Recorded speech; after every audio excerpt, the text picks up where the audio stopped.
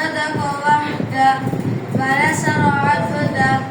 وأعز جنده وهزم الأحزاب وحده لا إله إلا الله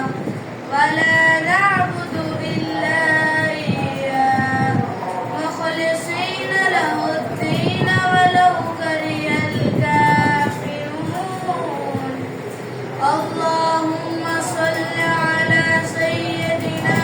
محمد وعلى آل سيدنا محمد وعلى أصحاب سيدنا محمد